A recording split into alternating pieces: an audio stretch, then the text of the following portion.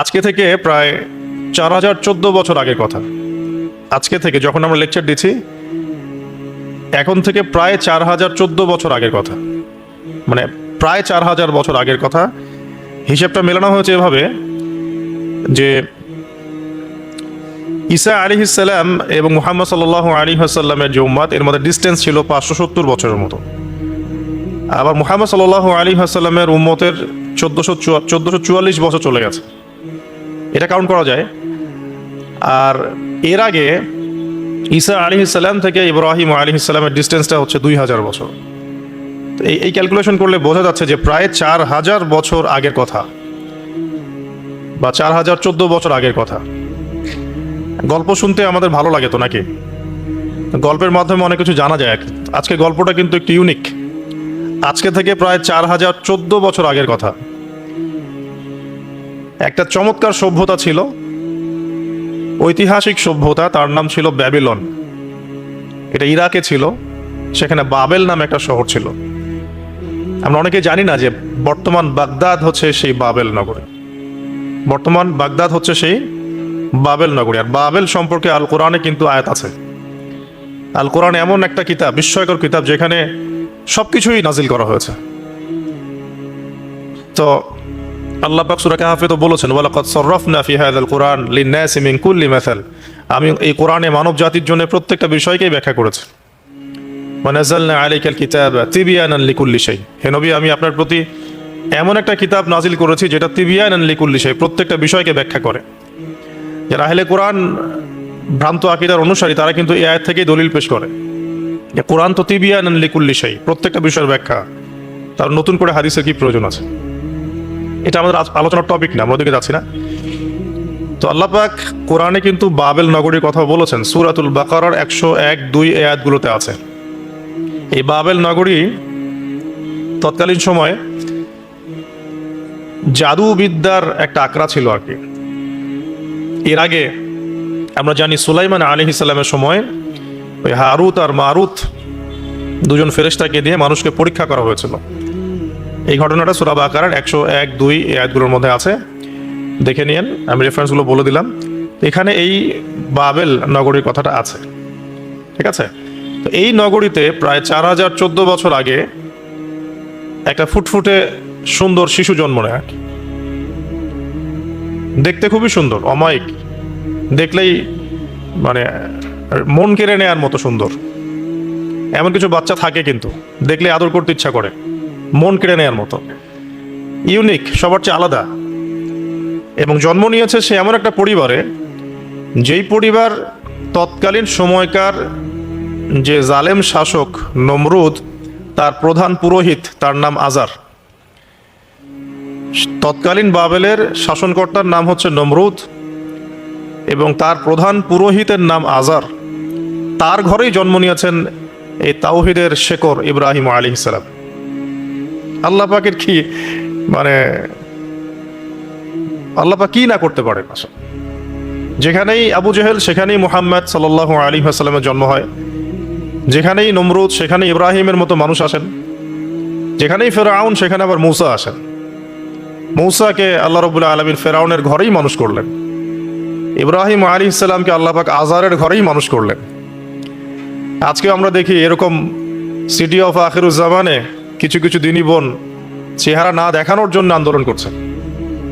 চিন্তা করতে পারেন, যেখানে যত বেশি জাহিলিয়াত, সেখানে তত পাক্কা মুসল্লি জন্ম নিবে, মুমিন জন্ম নিবে ইনশাআল্লাহ।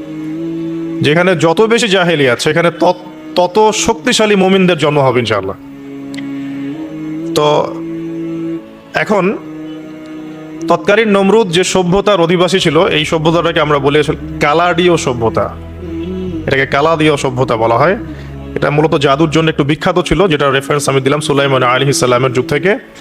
এখানে আজারের ঘরে জন্ম নিয়েছেন আমাদের নবীগণের পিতা, মুসলিম জাতির পিতা ইব্রাহিম আলাইহিস সালাম। সুবহানাল্লাহ। বলা বাহুল্য যে নমরুদ কিন্তু 400 বছর বেঁচে ছিল, এবং 400 বছর হায়াত পাওয়ার পরে সে মনে করছিল যে সে কখনো মারা যাবে না। এরপরেই সে নিজেকে খোদা দাবি করা শুরু করেছে আর কি। এই বাচ্চা ছেলেটা বড় হতে লাগলো। যারা সমাজকে পরিবর্তন করে, তারা কিন্তু সমাজের স্রোতে গা ভাসায় না। নবী সাল্লাল্লাহু আলাইহি ওয়াসাল্লামের জন্মটা একটু মিলাই এটার সাথে। আমাদের নবীও ঠিক এরকমই একটা সমাজে জন্ম নিয়েছেন। ইব্রাহিম আলাইহিস সালাম যেমন জন্ম নিয়েছেন শিরকে ভরা সমাজে, চতুর্দিকে মূর্তি পূজা হচ্ছে, ইভেন তার বাসায় তার বাবা হচ্ছে মূর্তি পূজারীদের সর্দার, তার ঘরে তিনি জন্ম নিয়েছেন। ঠিক তেমনি রাসূল সাল্লাল্লাহু আলাইহি ওয়াসাল্লাম যে মক্কায় জন্ম নিয়েছেন, সেই মক্কা ছিল শিরকের আকরা। সেখানে লাত, উজ্জা, হুবল, মানাতের পূজা হতো, সুদ ছিল, জিনা ছিল, ব্যভিচার ছিল, মাদক ছিল, গোত্রীয় হানাহানি ছিল, নারীর অবমাননা ছিল। এরকম আইয়ামে জাহিলিয়াতেও নবী সাল্লাল্লাহু আলাইহি ওয়াসাল্লাম জন্ম নিয়েছেন। নবী সাল্লাল্লাহু আলাইহি ওয়াসাল্লাম, ইব্রাহিম আলাইহিস সালাম, দুজনের চেহারাও একরকম ছিল, দুজনের চেহারার গঠনটাও একরকম ছিল, দেহের গঠনও একরকম ছিল। মেরাজের রাতে নবী সাল্লাল্লাহু আলাইহি ওয়াসাল্লাম দেখে এসেছিলেন যে ইনি কে, যাকে দেখতে হুবহু আমার মতো লাগছে। জিবরাইল আলাইহিস সালাম বলেছেন ইনি আপনার পিতা ইব্রাহিম আলাইহিস সালাম। সুবহানাল্লাহ। ঠিক তেমনি আমরা খেয়াল করে দেখি যে জীবনের যে চড়াই উতরাই, পারিবারিক জীবন, সামাজিক জীবন, হিজরতের জীবন, দিন প্রতিষ্ঠা ইত্যাদি, প্রত্যেকটা ডিপার্টমেন্টেও ইব্রাহিম আলাইহিস সালাম আর মুহাম্মদ সাল্লাল্লাহু আলাইহি ওয়াসাল্লামের মধ্যে একটা চরম মিল আছে। এটা আমরা আস্তে আস্তে এই গল্পের ভিতরে গেলে বুঝতে পারবো। আর এই কারণেই হয়তোবা আল্লাহ ভালো জানেন, এই কারণেই হয়তোবা আমরা যখন তাশাহুদের পর দরুদ পড়ি, আমরা দরুদের মধ্যে অন্য নবীর নাম নিচ্ছি না, আমরা মুহাম্মদ সাল্লাল্লাহু আলাইহি ওয়াসাল্লামের সাথে ইব্রাহিম আলাইহিস সালামের নাম নিচ্ছি। হতে পারে এটা একটা কারণ, আল্লাহ ভালো জানেন। এখন এরকম পরিবেশে বড় হতে লাগলেন ইব্রাহিম আলাইহিস সালাম। আমি একটু আগে বলেছি যারা সমাজকে পরিবর্তন করে তারা কখনো সমাজের জাহিলিয়াতের স্রোতে গা ভাসায় না। মুহাম্মদ সাল্লাল্লাহু আলাইহি ওয়াসাল্লাম সমাজ পরিবর্তন করেছেন আইয়ামে জাহিলিয়াতকে মাত্র 23 বছরের ব্যবধানে, কিন্তু তিনি কিন্তু জাহিলিয়াতের সাথে গা ভাসান নাই। তিনি কখনো সুদ খাননি, তিনি কখনো মূর্তি পূজা করেন নাই, তিনি কখনো কোনো অন্যায় গুনাহ করেন নাই, তিনি কখনো মাদক দ্রব্যের কাছেও যান নাই, কিন্তু সমাজটা ছিল এগুলোতে নিমজ্জিত। ঠিক ইব্রাহিম আলাইহিস সালামের ক্ষেত্রেও সেম, তিনি একজন প্রধান পুরোহিতের ঘরে জন্ম নিয়েও কখনো মূর্তির ধার কাছে যান নাই। বরং একটু যখন বড় হচ্ছেন, একটু বড় বলতে ম্যাচিউরড, আমাদের টিকটক প্রজন্মের মতো না, এরা 20-30 বছর হয়ে গেল ম্যাচিউরড হয় না, বুদ্ধি প্রতিবন্ধী, বিকলাঙ্গ। ইভেন ইদানিং আমাদের মেয়েরা ছেলে হচ্ছে আর কি, আমাদের নারীরা এখন পুরুষত্ব দেখাচ্ছে, আর আমরা পুরুষেরা ফেসবুকে একটা স্ট্যাটাস দিয়ে ক্ষান্ত হয়ে থাকি। এটুকু আমাদের দায়িত্ব উম্মার প্রতি। আর এখানে আমরা দক্ষতা অর্জন করেছি অনেক। আমরা মনে করি আমরা সবাই কিবোর্ড মুজাহিদ, আমরা এটা মনে করি, এটাই যুদ্ধ, এটাই জিহাদ। আর নারীরা মাঠে যুদ্ধ করছে এখন সম্ভ্রমের জন্য, অধিকারের জন্য ইত্যাদি। ফ্যামিলিস্ট রেভলিউশনের দিকে তাকালেও তাই দেখা যায়। ছেলেরা এখন বেকার হয়ে যাচ্ছে, কিন্তু মেয়েরা স্বাবলম্বী হচ্ছে। তারা দিনদার নয়, এই মেয়েগুলো দিনদার নয়, কিন্তু জীবনে প্রতিষ্ঠিত হওয়ার জন্য লড়ছে, চ্যালেঞ্জ গ্রহণ করেছে আর কি। এটা ছেলেদের উচিত ছিল। তা আজারের ঘরে জন্ম নেওয়া সেই ইব্রাহিম কিন্তু চ্যালেঞ্জ গ্রহণকারী একটা ছেলে। সে এখন তার পিতাকে বলছে, কি বলছেন আমরা একটু কোরআনের ভাষা শুনি। আল্লাহ রাব্বুল আলামিন বলেছেন, সূরা মারিয়ামের মধ্যে এসেছে ঘটনাটা 41 থেকে 45 নম্বর আয়াতের মধ্যে। আল্লাহ পাক বলছেন, ওয়াজকুর ফিল কিতাবি ইব্রাহিম বা'দা আউযু বিল্লাহি মিনাশ শাইতানির রাজীম। হে নবী মুহাম্মদ সাল্লাল্লাহু আলাইহি ওয়াসাল্লাম, আপনি এই কিতাবে ইব্রাহিমের ঘটনা বর্ণনা করুন। ইয ক্বালা লি আবিহি, যখন ইব্রাহিম তার বাবাকে বললেন, তার বাবা মানে আজারকে বললেন, ইয়া আবাতি, হে আমার বাবা, লিমা তা'বুদু, তুমি কেন ইবাদত করো এমন সত্তার, মা লা ইয়াসমাউ, যে শুনতে পারে না, ওয়ালা ইউবসিরু, দেখতেও পারে না, ওয়ালা ইউগনি আনকা শাইআ, তোমার কোনো উপকার করতে পারে না। একটা ছেলে যার বয়স হবে 15 থেকে 20 হয়তো বা হাইয়েস্ট, তার কাছে কি এমন জ্ঞান আসলো যে সে তার বাবাকে এখন চ্যালেঞ্জ করছে, তার জ্ঞানতাত্ত্বিক যুদ্ধ শুরু হলো, আদর্শিক যুদ্ধ শুরু হলো বাবার সাথে। হে আমার বাবা, আপনি কেন এমন সত্তার ইবাদত করছেন যে শুনতেও পারে না, অসারতা দেখিয়ে দেওয়া হচ্ছে চোখে আঙ্গুল দিয়ে, দেখতেও পারে না, আপনার তো কোনো উপকারও করতে পারে না, কোনো ক্ষতিও করতে পারে না। ওয়ালাম ইউগনি আনকা শাইআ, ইয়া আবাতি, হে আমার বাবা, ইয়া আবাতি ইন্নী আখাফু আন ইয়ামাসসাকা আযাবুম মিনার রাহমানি ফাতাকুনা লিশ-শাইতানি ওয়ালিয়া, হে আমার বাবা, আমি ভয় পাচ্ছি যে আপনার উপরে না আবার আল্লাহ পাকের গজব নেমে আসে এবং আপনি শয়তানের ওলি না হয়ে যান। ওলি মানে কি? বন্ধু, বন্ধু, শয়তানের বন্ধু না হয়ে যান। ইয়া আবাতি ইন্নী ক্বাদ জাআনি মিনাল ইলম মা লাম ইয়াতিকা ফাত্তাবি'নি আহদিকা সিরাতান সাওয়িয়া। কি চমৎকার কথা!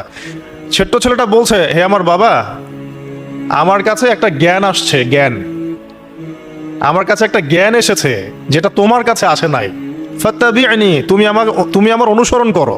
আহদিকা, আমি তোমাকে পথ দেখাবো। সিরাতান সাওয়িয়া, সহজ সরল পথ দেখাবো তোমাকে। সন্তান বাবাকে নসিহত করছে, দেখুন। সন্তান বলছে আমার কাছে এমন জ্ঞান এসেছে বাবা, যেটা তোমার কাছে আসে নাই। তুমি আমাকে ফলো করো, আমার অনুসরণ করো, আমি তোমাকে পথ দেখাবো। Ego problem, ego. আজকেও যখন কম বয়সী কোনো মানুষ বেশি বয়সের কাউকে দাওয়াত দিতে যায়, এরকম প্রবলেম ফেস করতে হবে। তার বাবা কি বললো, কেন ফেস করতে হবে, আল্লাহ পাক সেটা বলেছেন সূরা বাকারা। এটা এই সূরাটা সূরা বাকারায় বলেছেন, ওয়া ইযা কিলা লাহু ইত্তাকিল্লাহ। কিছু মানুষ আছে যাদেরকে যদি বলা হয় আল্লাহকে ভয় করুন, আখাযাতহুল ইজ্জাতু বিল ইসম, তাদের প্রেস্টিজে লাগে। এক কথা কি, প্রেস্টিজে লাগে, প্রেস্টিজ নষ্ট হয়। আখাযাতহুল ইজ্জাতু বিল ইসম ফাহাসবুহু জাহান্নাম, আল্লাহ বলেন ওর জন্য জাহান্নামই যথেষ্ট। তো এখনকার সমাজে প্রবলেমটা আপনারা ফেস করবেন। যদি আপনার বয়স কম হয়, আপনার কাছে অনেক জ্ঞান থাকলেও মানুষ সমাজের নিতে যাবে না। আপনি ক্রিপ্টোকারেন্সি নিয়ে কথা বলছেন, এক শ্রেণীর ধর্মনেতাই আপনার পিছনে লেগে যাবে। আপনি ইসলামিক রেভলিউশন নিয়ে কথা বলবেন, ইসলাম এস্টাবলিশমেন্ট নিয়ে কথা বলবেন, ইউনিটি নিয়ে কথা বলবেন, উম্মার করণীয় নিয়ে কথা বলবেন। আপনি এই বয়সে, এত ছোট বয়সে আপনি উম্মার প্রবলেমসগুলো ফাইন্ড আউট করে সেগুলো সলিউশন নিয়ে কথা বলবেন, এত বড় সাহস আপনার?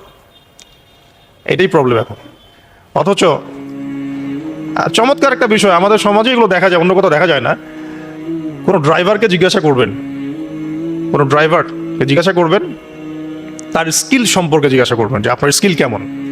একটা অ্যান্সার দিবে সে, আমি 10 বছর থেকে চালাই, বা 15 বছর থেকে চালাই, আমি 27 বছর থেকে গাড়ি চালাই। মানে তার এই বয়সটাই হচ্ছে স্কিলের মানে দলিল, সার্টিফিকেট। এখন এরকম চলছে দিনী অঙ্গনেও। আমি 20 বছর থেকে ফতোয়া দিই, আমি 32 বছর থেকে ওয়াজ করি, আমি এই করি, আমি সেই করি। এই যে জাহির করা, আল্লামা তাকি উসমানী দামাত বরাকাতু এবং তার যারা ছাত্ররা আছেন সারা উপমহাদেশে, স্পেশালি বাংলাদেশে, তাদের অনেকের সাথে আমি দেখা করেছি। তারা একটা নসিহত সবাই কমনভাবে করেন, দেখি নসিহতটা করেন যে কখনো নিজেকে জাহির করবা না, কখনো নিজেকে জাহির করবা না, তাহলে আল্লাহ তোমার ইলম কেড়ে নিবে। আর আমরা এখন দিনী অঙ্গনে জাহির করার জন্য ব্যস্ত। আমি এত বছর থেকে এটা করি, আমি অত বছর থেকে করি, অথচ এটা কোনো দলিল নয়, এটা কোনো সার্টিফিকেট নয়। এত বছর থেকে বলার পরেও ভুল হতে পারে, যেটা ভুল হবে সেটা শুধরে নিতে হবে।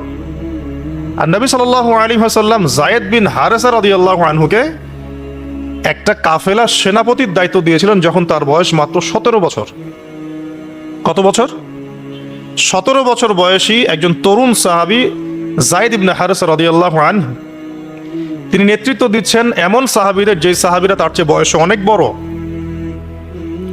এমনকি এই অভিযান শেষ হওয়ার আগেই নবী সাল্লাল্লাহু আলাইহি ওয়াসাল্লাম ইন্তেকাল হয়। তার পরবর্তীতে আবু বকর সিদ্দিক রাদিয়াল্লাহু আনহু সেই অভিযান আবার চালানোর চেষ্টা করেন, আবার চালানোর জন্য মনস্থ করেন।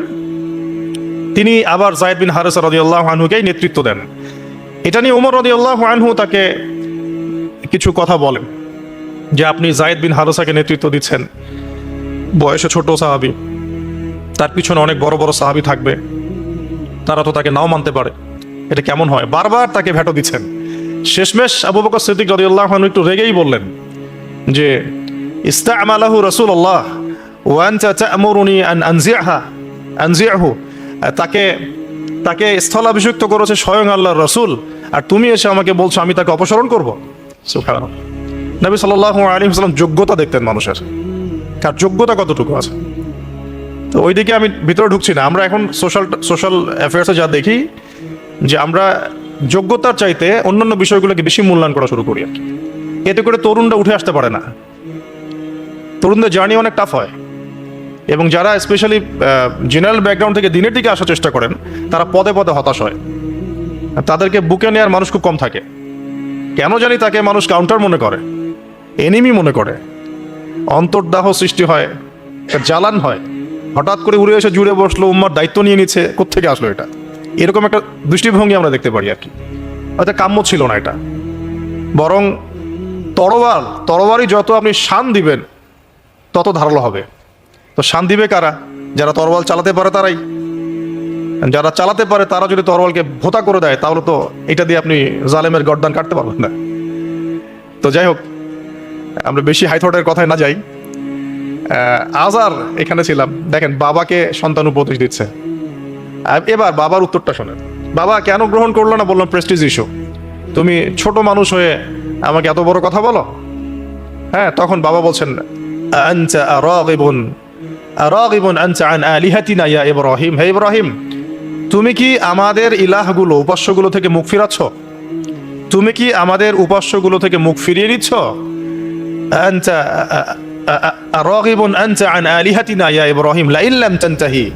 যদি বিরত না হও, ঠিক যেমন থ্রেট আমাদেরকে করা হয়, যদি বিরত না হও, লা ইন লাম তানতাহি লা আরজুমান্নাকা রাহজান মালিয়া। তিনি বলছেন যদি বিরত না হও তাহলে তোমার মাথাটা পাথর দিয়ে মেরে ফাটিয়ে ফেলবো।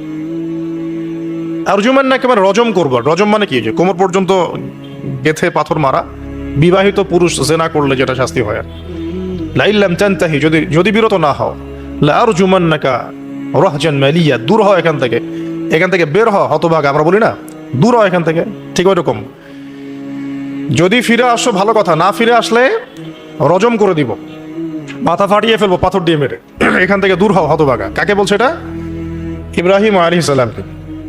এবার তিনি খুব নরম সরম মানুষ, শান্তিকামী মানুষ। তিনি বলছেন ক্বালা সালামুন আলাইক। এই সালামুন আলাইক কথাটা শিখে নেবেন, জীবনে অনেক ক্ষেত্রে কাজে লাগবে। সালামুন আলাইক মানে আপনার উপর শান্তি বর্ষিত হোক। যখনই আপনি কলিউশন অ্যাভয়েড করতে চাবেন, সালাম দিয়ে চলে আসতে হবে। সেটা পরিবারেও, সমাজেও, দিন প্রতিষ্ঠার ক্ষেত্রে। কেউ আপনাকে সমালোচনা করছে, গালিগালাজ করছে, গীবত তহমত করছে, আপনাকে নিয়ে এপিসোড বানাচ্ছে, মানে আপনি কি করবেন? প্রত্যেকটা কাউন্টার দিতে থাকবেন? তাহলে আপনার গোল নষ্ট হয়ে যাবে, আপনার গোল থেকে আপনি বিচ্যুত হয়ে যাবেন। এইগুলো নিয়ে আপনাকে ব্যস্ত থাকতে হবে। তখন এইগুলো নিয়ে উম্মাহ ব্যস্ত আছে বলেই এখন পর্যন্ত গোল অ্যাচিভ হয় নাই। আমরা এগুলো নিয়ে ব্যস্ত আছি বলেই এখনো গোল অ্যাচিভ হয় নাই। তো এই কারণে ইব্রাহিম আলাইহিস সালামের সুন্নাহ হচ্ছে সালামুন আলাইক, তোমাদের উপর শান্তি বর্ষিত হোক। হ্যাঁ, তবে যে জায়গাটাতে দালিলিকভাবে জ্ঞানতাত্ত্বিক যুদ্ধ করতে হবে সেটা করতে হবে, সেটা অন্য ইস্যুস। তো ইব্রাহিম আলাইহিস সালামকে পরিবার ছাড়তে হলো। পরিবার মানে তার মাকে ছাড়তে হলো, তার বাবাকে ছাড়তে হলো। তার কোনো অপরাধ আছে? ইব্রাহিম আলাইহিস সালামের কোনো অপরাধ আছে? না। এখন আমরা তো অনেক সময় মনে করি আমি তো নিরপরাধ, নির্দোষ, তাহলে আমার উপরেই কেন এরকম হচ্ছে? ইব্রাহিম আলাইহিস সালামের কোনো অপরাধ আছে? নাই। তাকে ঘর ছাড়তে হলো, বাড়ি ছাড়তে হলো, তার বাবা তাকে বের করে দিলেন। এখান থেকে লেসন নিয়ে নেন, আজকের প্রথম লেসন, যে আপনি আমি যদি হকের উপর থাকি, সর্বপ্রথম বাধাটা পরিবার থেকে আসতে পারে। কারণ সবার পরিবার একরকম না। এখনকার মেজরিটি সংখ্যক পরিবারগুলোই জাহেল, একদম জাহেল, বস্তুবাদী, জানোয়ারের মতো। মানে খাও দাও, সেক্সুয়াল সম্পর্ক, বিয়ে শাদী, সন্তান, এর বাইরে কিচ্ছু চিন্তা করতে পারে না। দুনিয়া আর দুনিয়া, এর বাইরে কিচ্ছু চিন্তা করতে পারে না। ইল্লা মাশা আল্লাহ, কিছু পরিবার আছে এর বাইরে, তাদের কথা আলাদা। সবাই তো আর ছোটবেলা থেকে আধ্যাত্মিক পরিবার পায় নাই, দিনই পরিবার পান নাই। আর এটার পরিমাণ দিন দিন কমেই আসছে। ম্যাক্সিমাম পরিবার এখন জাহান্নামের টুকরা আর কি। আল্লাহ পাক পরিবারকে বলেছেন জাহান্নাম থেকে বাঁচাও, ও আনফুসাকুম ওয়া আহলিকুম নারা। এখন ওই পরিবারই হয়ে গেছে জাহান্নামের টুকরা। আপনি দিনের পথে চলতে চাইলে প্রথম হোঁচটটা পরিবার থেকে খেতে পারেন। এটা ইব্রাহিম আলাইহিস সালামের জীবনেও যেমন হয়েছে, মুহাম্মদ সাল্লাল্লাহু আলাইহি ওয়াসাল্লাম জীবনেও সেম। যে মিলা ছিলাম কিভাবে, তার ক্ষেত্রেও সেম। চাচারা শত্রু না? চাচারা শত্রু, আশপাশের মানুষ শত্রু। চাচা এসে বাড়ির সামনে খড়কুটা ফেলে দিয়ে যায়, চাচি এসে ময়লা আবর্জনা ফেলে দিয়ে যায়, কেউ গালি দেয়, কত সমস্যা। যখন নিজের মানুষরা আপনার এগেনস্টে চলে যায় তখন মনটা ভেঙে যাবে, স্বাভাবিক। কারণ নিজের মানুষরা, সারা দুনিয়া যদি আপনার বিপক্ষেও থাকে, কাছের কিছু মানুষ আপনার পক্ষে থাকে, তখন আপনি বাসাতে অ্যাটলিস্ট সিংহ, তখন বাসা থেকে এনার্জি নিয়ে বাইরে যুদ্ধ করতে পারবেন। কিন্তু বাহিরে সবাই মোটামুটি ধরেন যে আপনার পজিটিভ, কিন্তু বাসায় এসে দেখলেন যে বাসায় আপনার কোনো রকম অনুকূল পরিবেশ নাই, তখন বাইরে সিংহ হলে বাসায় বিড়াল হয়ে থাকতে হবে। তখন দেখেন ইব্রাহিম আলাইহিস সালামের জীবনে আর মুহাম্মদ সাল্লাল্লাহু আলাইহি ওয়াসাল্লামের জীবনে একটা স্পেশাল নেয়ামত ছিল, সেটা হলো স্ত্রীদের নেয়ামত। বাহিরে মানুষ অনেক কিছু বলছে, গালিগালাজ করছে, মারছে, কাটছে, থুতু দিচ্ছে, সমালোচনা করছে, কিন্তু বাসায় ইব্রাহিম আলাইহিস সালামের আছেন সারা, হাজেরা, আর মুহাম্মদ সাল্লাল্লাহু আলাইহি ওয়াসাল্লামের আছেন খাদিজা রাদিয়াল্লাহু আনহা। অ্যাটলিস্ট বাসায় আপনি একটা কি বলবো, যে বড় একটা প্রশান্তির জায়গা আপনার বাসায় আছে। তো এটা একটা বড় নেয়ামত, যেটা ইব্রাহিম আলাইহিস সালাম এখন হারালেন কিভাবে? বাবা বাসা থেকে বের করে দিল। তো এখান থেকে বুঝতে হবে যে দিনের পথে চলতে গেলে প্রথম বাধা পরিবার থেকে আসতে পারে, তাই বলে তাদের সাথে কোনো রকমের দ্বন্দ্ব সংঘাতে যাওয়া যাবে না। সালামুন আলাইক, সালামুন আলাইক, তোমাদের উপর শান্তি বর্ষিত হোক। ইব্রাহিম বলছেন সালামুন আলাইক, হে বাবা আপনার উপর শান্তি বর্ষিত হোক। শুধু তাই না, আরো বলছেন আস্তাগফিরুল্লাহ রব্বি, আমি আপনার জন্য আল্লাহর কাছে ক্ষমা চাইব ইনশাআল্লাহ। ইন্নাহু কানা বি হাফিয়া, তিনি আমার প্রতি খুব মার্সিফুল, আশা করি তিনি আমার দোয়া কবুল করবেন। কিন্তু যখন তিনি জানতে পেরেছিলেন যে তার বাবা শিরকের উপর আছেন, আল্লাহ পাক মাফ করবেন না, সূরা তওবার মধ্যে আছে, তখন থেকে তিনি আর ক্ষমা চান নাই, বাবার জন্য ক্ষমা চান নাই। তো এবার ইব্রাহিমের সফর শুরু হলো, একাকিত্বের সফর। তার মানে একটা বিষয় এটাও শিখতে হবে, হকপন্থীদের সাথে আল্লাহর দেয়া একটা বিশেষ নিয়ামত হচ্ছে একাকিত্ব। হকপন্থীদের লাইফে আল্লাহ পাকের পক্ষ থেকে একটা বিশেষ অনুগ্রহ হচ্ছে একাকিত্ব। মানে একাকিত্ব কেন নিয়ামত বললাম? কারণ একাকিত্ব মানুষকে আল্লাহ চিনিয়ে দেয়। অনেক আলেম দেখবেন যারা জেল টেল খেটে বের হয়েছেন, তারা সবাই একটা কথা বলবেন, জেলখানায় আমরা আল্লাহকে চিনেছি। সব আলেমরা এই কথা বলে যারা ওখান থেকে বের হয়ে আসে। কারণ একাকিত্ব মানুষকে গভীরভাবে ভাবায়, আল্লাহকে পাওয়ায়, আল্লাহর কাছে দোয়া করতে শেখায়, মানুষকে বোঝায় যে আল্লাহ ছাড়া কেউ নাই সাহায্য করার। তো যারা হকপন্থী হয়, একাকিত্ব তাদের বরণ করতেই হয়, এটা মাথায় রেখে পথ চলতে হবে। ইব্রাহিম আলাইহিস সালাম পথ চলা শুরু করলেন। এবার কি হলো, তিনি কি বাসা থেকে বের হয়ে সেই এলাকা, ওই নমরুদের দেশ ছেড়ে চলে গিয়েছিলেন? উত্তর না। প্রথমে তিনি চলে যান নাই, প্রথমে তিনি ওই সমাজেই থেকেছেন, থেকে দাওয়াত দেওয়ার চেষ্টা করেছেন। তিনি ওই সমাজেই থেকেছেন, থেকে দাওয়াত দেওয়ার চেষ্টা করেন, ঠিক মুহাম্মদ সাল্লাল্লাহু আলাইহি ওয়াসাল্লামের মতোই। সমাজের মানুষ যখন নির্যাতন নিপীড়ন করছেন, তিনি কি শুরুতেই সমাজ ছেড়ে বের হয়ে চলে গেছেন? না, 13 বছর দাওয়াত দিয়েছেন। কত বছর? 13 বছর। তো ইব্রাহিম আলাইহিস সালাম সমাজের মানুষকে দাওয়াত দেন। কিভাবে দেন? কোরআনে এভাবে ভাষা আসছে। আমি সূরাগুলোর নাম বলে দিই, আপনারা একটু চেক করে নিয়েন। সূরা আম্বিয়ার মধ্যে আসছে, সূরা সফফাতের মধ্যে আসছে, সূরা আনআমের মধ্যে আসছে।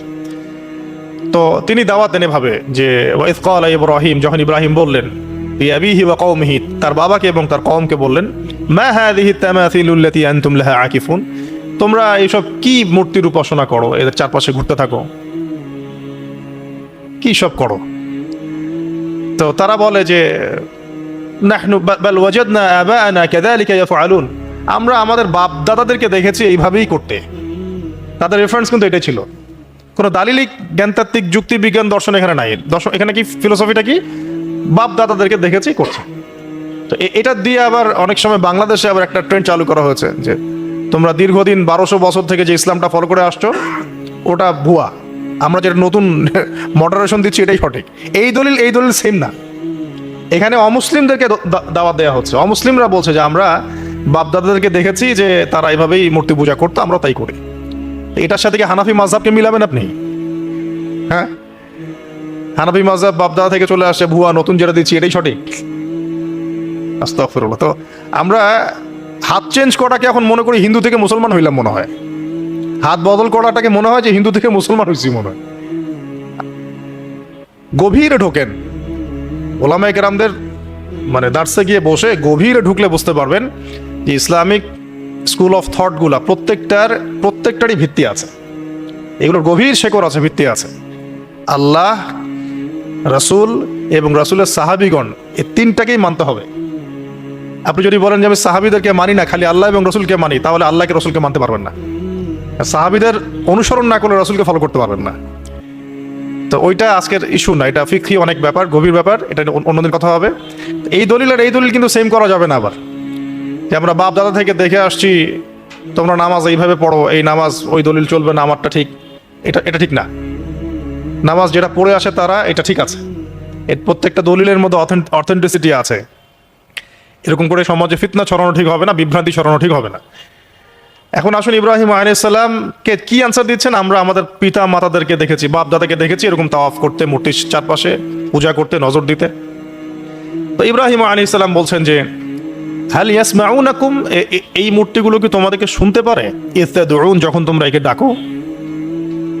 হাল ইয়ানফাউনাকুম, তোমাদের কোনো উপকার আসতে পারে? আও ইয়াদুররুকুম, তোমাদের কোনো ক্ষতি করতে পারে? তার দলিলগুলো কিন্তু অকাট্য। ইব্রাহিম আলাইহিস সালামের দলিলগুলো কিন্তু এখানে, যুক্তিগুলো কিন্তু অকাট্য। আসলে কি সে শুনতে পারে? আসলে কি সে দেখতে পারে, আসলে কি সে তোমার উপকার করতে পারে? তাদের কিন্তু কিছু বলার নাই এখানে। তারা বলছে বাল ওয়াজাদনা আবানা কাযালিকা ইয়াফআলুন, আমাদের পিতা মাতা বাপ দাদাদেরকে দেখেছি এইভাবেই করতে। ইব্রাহিম আলাইহিস সালাম বলছেন যে ইন্নাকুম আনতুম লাফি দালালিম মুবিন, তোমরা তো সুস্পষ্ট বিভ্রান্তির মধ্যে আছো তাহলে। তো এরকম আরো অনেক আয়াত আছে সূরা সাফফাতের মধ্যেও, ওয়া ইন্না মিন শিআতিহি লা ইব্রাহিম ইয জাআ রাব্বাহু বিকলবিন সালিম ইয ক্বালা লিআবিহি ওয়া কওমিহি মাযা তা'বুদুন, তোমরা কিসের ইবাদত করো? আইফকান আলিহাতান দুনাল্লাহি তুরিদুন, তোমরা কি আল্লাহ সম্পর্কে মিথ্যা মিথ্যা মিথ্যা আরোপ করতে চাচ্ছ? ফামা যান্নুকুম বিরাব্বিল আলামিন, আল্লাহ রাব্বুল আলামিন সম্পর্কে তোমাদের কি ধারণা? এভাবে তিনি তার কওমকে দাওয়াত দিতে লাগলেন। কিন্তু তাদের কওমের দলিল একটাই ছিল, বাপ দাদাদেরকে দেখেছি এভাবে মূর্তি পূজা করতে, তাই করি। সনাতন, এটা ছিল কি সনাতন থটস। অথচ সর্বপ্রথম এটা শুরু হয় কোন নবীর আমল থেকে? নূহ আলাইহিস সালাম। নূহ আলাইহিস সালামের যুগের মানুষ সর্বপ্রথম এই মূর্তি পূজা শিরক করেছে। এর আগে মূর্তি পূজা ওয়ার্ল্ডে ছিল না, নূহ আলাইহিস সালামের যুগ থেকে শুরু হয়েছে। তাহলে এটাকে আমরা সর্বোচ্চ পর্যায়ে সনাতন বলতে পারি না। তারও আগে যে সময় চলে গেছে, ওই সময় মানুষ তাওহীদপন্থী ছিল আদম আলাইহিস সালামের যুগে, তখন মানুষ এই কাজ করতো না। শুরুটা কেমন করে হলো? ভালো উদ্দেশ্যেই শুরু হয়েছিল, ভালো মনে করে। কেমন? যে মানুষ এরকম চিন্তা করে নিয়েছিল যে এই মানুষগুলো লাত, উজ্জা, হবল, ইয়াগুথ, ইয়াউক, নাসর, ইয়াগুথ, ইয়াউক, নাসর, এই ভালো মানুষগুলো আল্লাহর খুব নেককার বান্দা ছিলেন। তাদের স্ট্যাচু তৈরি করা যায়, তৈরি করলে কি হবে? এগুলোকে দেখলে আমাদের আগ্রহ জন্মাবে ইবাদত করার ব্যাপারে। এটা ছিল ওদের থটস। শয়তান এভাবেই তাদেরকে ইনফ্লুয়েন্স করেছিল আর কি। তারা তাই করলো। এই জেনারেশনটা যখন মারা গেল, পরের জেনারেশন যখন আসলো, তখন শয়তান ওদেরকে বোঝালো, ধরেন 100-200 বছর পরে বোঝালো যে ওরা খুব ভালো মানুষ ছিল, ওদের মূর্তিকে মসজিদের বাইরে না রেখে ভিতরে ঢুকিয়ে ফেলো, তাদেরকে সেজদা করতে হবে না, ভিতরে ঢুকিয়ে ফেলো, এবাদতে মনোযোগ আসবে। পরের জেনারেশন এই কাজটাই করলো।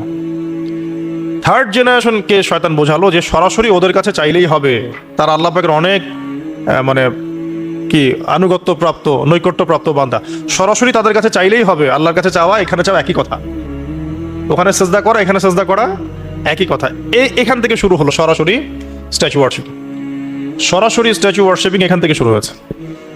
তো আমরা আমাদের হিন্দু ভাই বোন যারা আছেন, আমাদের আশপাশে অমুসলিম ভাই বোন, তাদের প্রতি সম্মান রেখেই এই হিস্ট্রিগুলো পড়তে বলবো আর কি, এবং যুক্তি দর্শনগুলো খুঁজতে বলবো।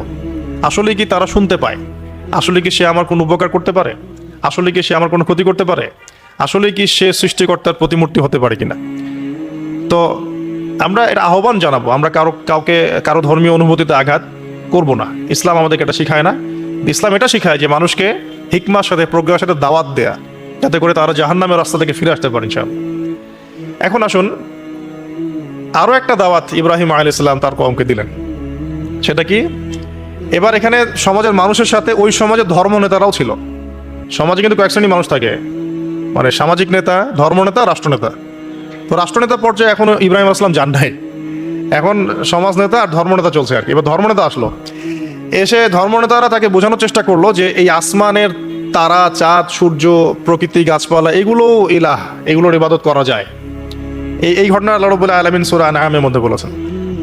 তো ইব্রাহিম আলাইহিস সালামকে তারা দেখাচ্ছে, এটা আরবীয় একটা কাব্যিক ভাষায় কোরআনে এসেছে, চমৎকার ভাষায়, যে ফালাম্মা জান্না আলাইহিল লাইল, যখন তার উপর রাত আচ্ছাদিত হলো, রাআ কাওকাবা, তখন ইব্রাহিম আলাইহিস সালাম কি দেখলেন? আকাশে তারা দেখলেন।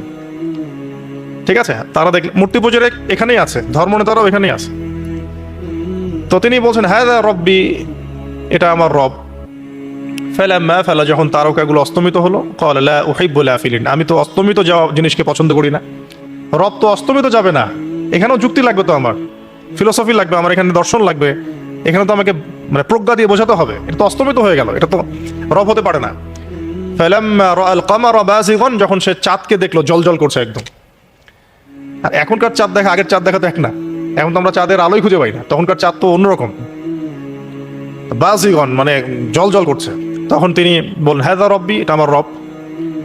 তখন ফালাম্মা ফালা, যখন এটাও অস্তমিত হয়ে গেল, তিনি বলছেন লাইল্লাম ইয়াহদিয়ানি রব্বি লাকুনান্না মিনাল কওমিদ দাল্লিন, আল্লাহ যদি আমাকে হেদায়েত না দেন, তাহলে আমি এই দল্লিনদের অন্তর্ভুক্ত হয়ে যাব। ইব্রাহিম আলাইহিস সালাম বলছেন ফালাম্মা রাআ শামসা বাযিগাতান, যখন এবার সূর্যকে দেখলেন দিনের বেলা, এটা তো আরো বড়, হাদা রব্বি হাদা আকবার, এটা আমার রব, এটা সবচেয়ে বড়, হাদা আকবার, এটা সবচেয়ে বড়।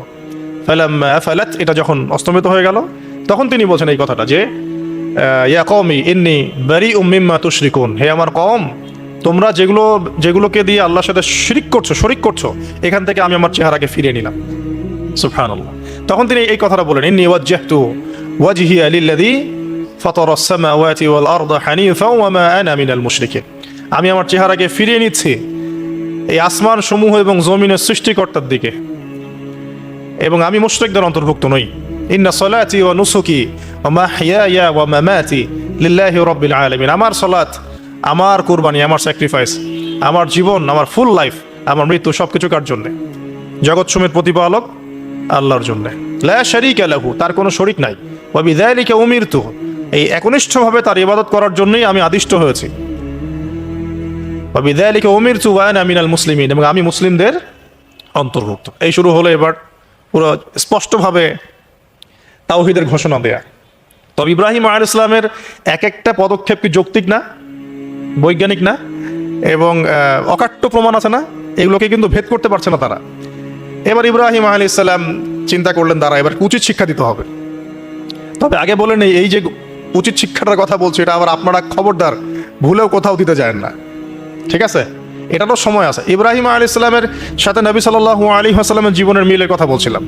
নবী সাল্লাল্লাহু আলাইহি ওয়াসাল্লাম মক্কা বিজয়ের আগে কি কখনো মূর্তির গায়ে হাত দিয়েছেন কিনা বলেন? দিয়েছেন না? যখন মক্কা বিজয় হয়ে গেছে, পুরো স্টেটই আপনার, অথরিটি আপনার, তখন আপনি আপনার অ্যাকশন নিতেই পারেন, সেটা আপনার ব্যাপার, তখন আপনি কি করবেন?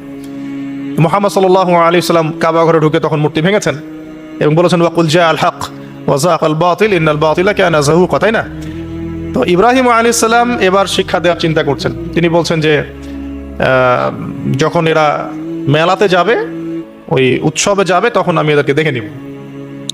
এটা কুরআন চমৎকারভাবে বলেছে যে إذ قال لأبيه وقومه ماذا تعبدون أئفكا آلهة دون الله تريدون فما ظنكم برب العالمين فراغ إلى آلهتهم فقال ألا تأكلون।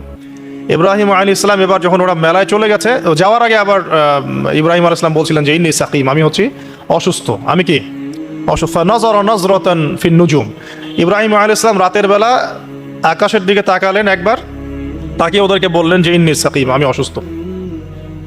এটা কৌশল, আমি অসুস্থ, এটা কৌশল। তো এই কৌশল আবার সব জায়গায় খাটাতে যায় না আর কি। তো এবার যখন তারা চলে গেল, ফারাগা ইলা আলিহাতিহিম ফাকালা আলা তাকুলুন, এবার তিনি ওই মূর্তি গৃহ যেটা ওদের, ওখানে ঢুকে বলছেন যে আলা তাকুলুন, তোমাদের কি হলো, খাচ্ছ না কেন? কাদেরকে বলছে এই কথা? মূর্তি, খাচ্ছ না কেন? মা লাকুম লা তানতিকুন, কি হলো, কথা বলছো না কেন? এবার ফারাগা আলাইহিম দারবাম বিল ইয়ামিন, এবার ইয়ামিন মানে ডান হাত, ডানাতে যা পেয়েছিলেন আর কি, তা দিয়ে সবগুলোকে ভেঙে চুরমার করে ফেলছে। ব্যাস, এবার ওরা যখন আসলো এসে বলছে যে আনতা ফাআলতা হাযা বিআলিহাতিনা ইয়া ইব্রাহিম, হে ইব্রাহিম, তুমি কি আমাদের উপাস্যদের সাথে এই কাজ করেছো? ইব্রাহিম বলছেন লা বাল ফাআলাহু কাবীরুহুম হাযা, বরং এই বড়টা এই কাজ করছে, এর মধ্যে সবচেয়ে বড় যেটা আছে এই ব্যাটার কাজ, আমি করি নাই, আমি তো করি নাই। তখন ওরা তো এটা তো হতভম্ব হয়ে গেল, যে সে বলছে যে তুমি তো জানো, তুমি তো খুব ভালো করেই জানো যে তারা কথা বলতে পারে না, নড়াচড়া করতে পারে না, কিছুই করতে পারে না।